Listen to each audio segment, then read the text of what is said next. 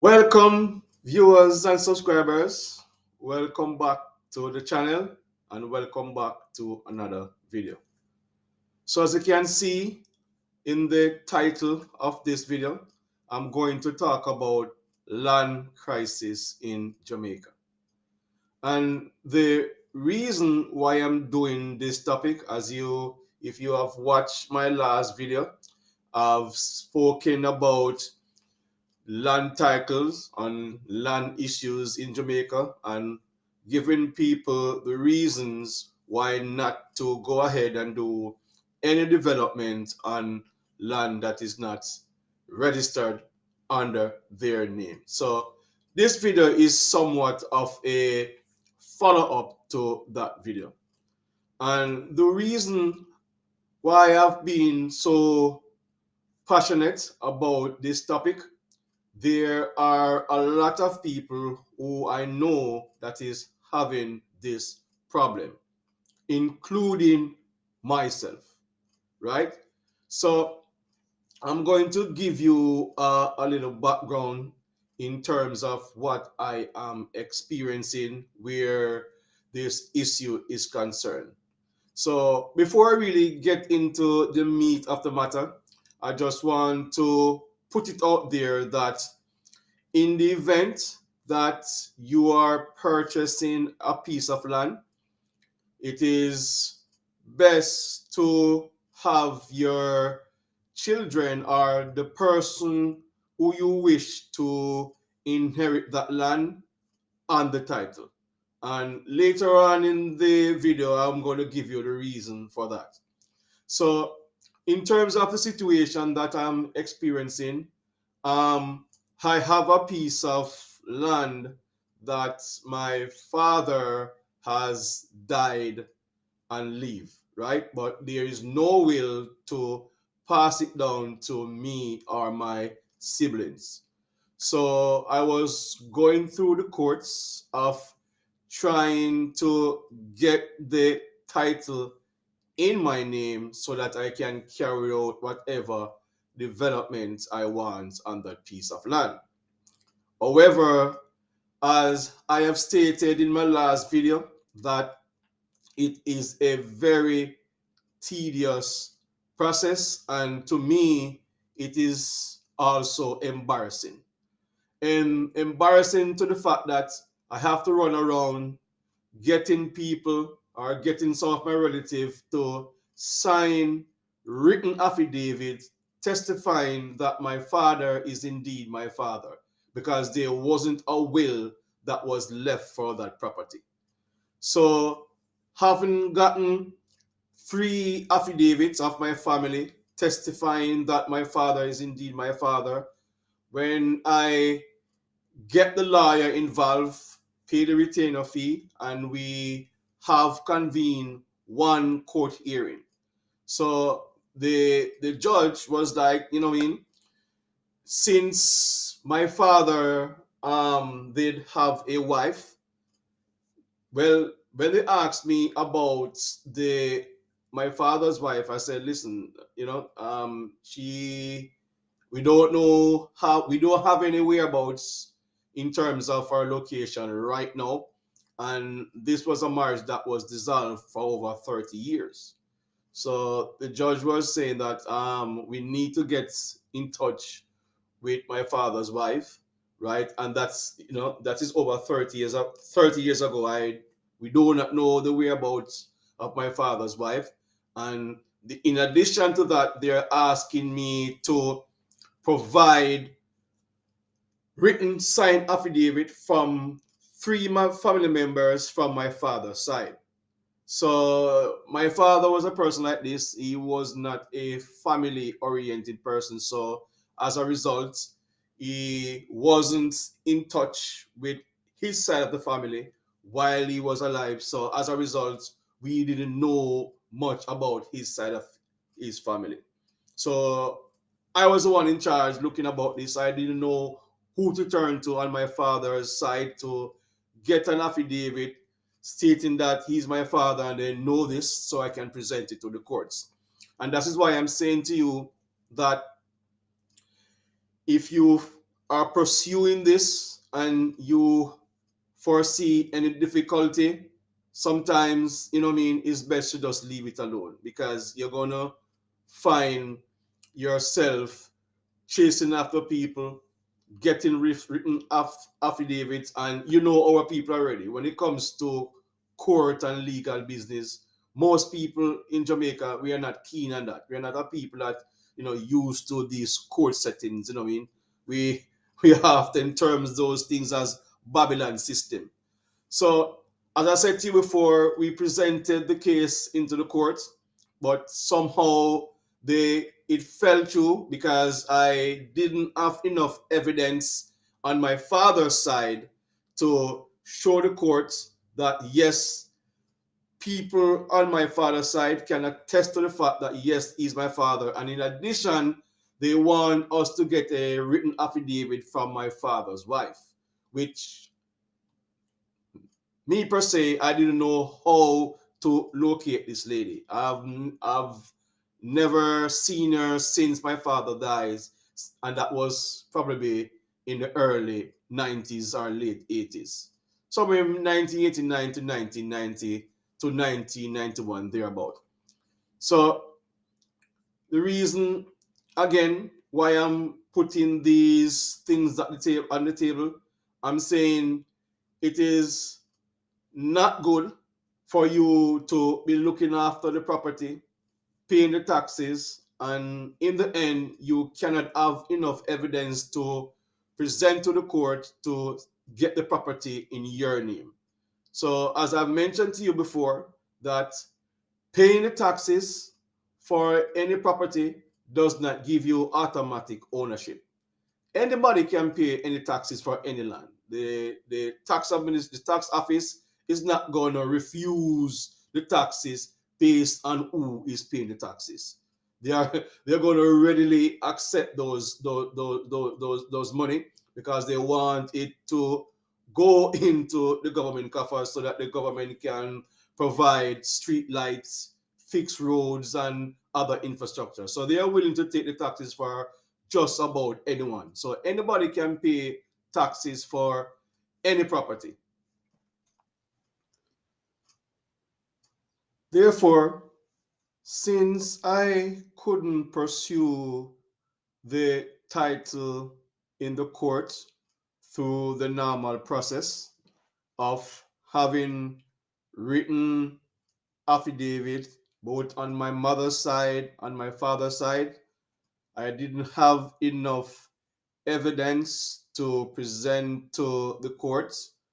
What I've indicated to the lawyer is that I should go the route of adverse possession, since I'm the one paying the taxes for that property. And the lawyer advised me that going through adverse possession is a tedious process, and not only tedious, it is expensive. So that is why when I was doing that video last week, I could share with you so much information about the process of adverse possession. So, adverse possession, you have to be paying the taxes for 12 years. You have to be taking care of the property, and you have to be living on the property undisturbed for that minimum 12 years. And when I said undisturbed, it means that no one during that 12 years while you are on the property come to the property and is contesting you about ownership. So if you're even paying the taxes and you have people coming there contesting you from year to year, is as if you weren't paying the taxes, right? And not only that, you have to have signed affidavit of people in the area testifying that you are on this property for that period undisturbed. I think you have to have 2 to 3 people giving you written affidavits so you can give to the lawyer to take to the court, that is to to arm you enough that you have a case to put to the court that yes, indeed, you are the one doing all these things. And some people are very reluctant to do that when it comes to dealing with these court matters. So that is why I was saying to you last week that if you find yourself in such a situation, for me, I can't talk, I can't speak for no one else, but I don't like problems. I just leave it alone because I don't want to be running around, asking people favors and the embarrassments. And it's like you have to beg people to do these things, right? So this land crisis that we have in Jamaica, it has been a long-standing one, right? I've heard about the LAMP program where people can pursue their title, especially if the land or the property is without any will, they can have those dead left properties in their name. But yet still, it is a very tedious process, right? And it is retarding development, right? And I want to point you to an article that I came across on the Jamaica Observer just this week speaking about the same matter. So, this is the article on the Jamaica Observer website. So, if you look, the topic is First World Status by 2030. And this was written on May 16, 2023. So I'm just going to read a few paragraphs of this article just to show you or demonstrate to you what I'm really talking about. It says a senior attorney is lamenting the roadblocks Jamaicans face in getting land titles and is arguing that achieving first world status by 2030 will remain a moving target. Given the fact that many citizens have property for which they have no documents showing ownership. Same thing I was talking about. With the background for her claim being land registration status data from the National Land Agency, the NLA, Gloria Brown's Mills, senior partner at Browns, Finley and Company, told a recent seminar titled Dead Left Law and You. Whose is it? Thus the issue need to be addressed. The Registration of Titles Act was passed in 1889 and under the law we started registering properties and it is just haphazard. There is no order in the registration process. I can register my little piece there. You can register yours there. So we have a lot of challenges.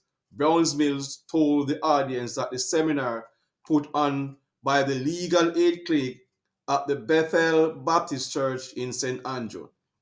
According to the NLA, 85.5% of lands in Kingston are titled, St. Andrew 82.52%, St. Catherine 65.77%. You can read the article and go more in depth in it and you can get, whatever you want from it. But I don't have the time to go through the entire document. However, how can we have development? How can we talk about 2030 first world status when the registration process is this way? That's a challenge we are having. Person having the asset, but we have no documentation. And that's something we have to change. Brown's Mill said, noting that land ownership is the mystery of capital.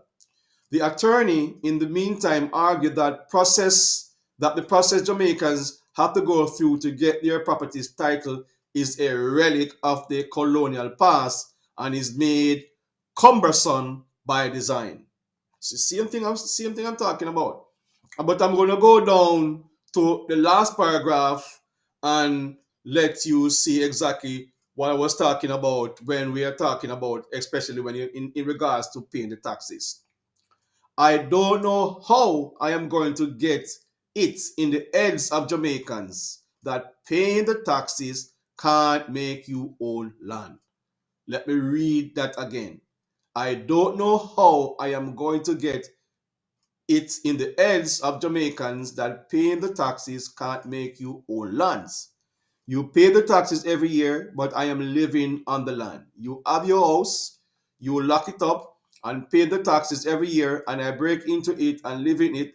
After 12 years, the house is mine. I am glad you're paying the taxes because I am ready to cancel your title, and I don't have any taxes to pay. So the same thing I was talking about, that this land issue need to be looked at. I need to be looked into. Now, as I was saying, and you can see it articulated in the article, that I think the government of Jamaica need to look into this issue very seriously and very expeditiously, because it is hampering people from carrying out development. Not everybody can find the money to buy land and to build houses. Okay? Some of us are depending on those dead left inheritance land to carry out our buildings, and we need it. Right? And as you can see, that those old colonial laws that was put in place to retard the titling process is hampering the situation. And that's why I am a supporter of getting rid of the monarch, the crown, the King of England, right? So that we can become our own independent nation to write our constitution to benefit our people, right? So the land issue, if you have a piece of property, your grandparents or your parents have died for decades, and you still have problems getting the title in your name. So I am saying, once there is no dispute, you and your siblings or your family member agreed to how the land or the property is to be shared, there is supposed to be no problems. But to put together evidence is too tedious, and the court system here is demanding too much. All right, and that is why I think the government need to move speedily in having Jamaica to become a republic, so we can do away with this old relic, this old colonial Babylon system that our country is now going through, and become an independent nation, so we can write our own laws to benefit our people in this time. So that is it for this video. I hope you find the video interesting. So as usual, if you're a first time viewer, subscribe, watch the videos until the end, and if you should have any ads, if you see any ads show up in the video, watch some of the ads as well. Thank you. Enough respect. All right.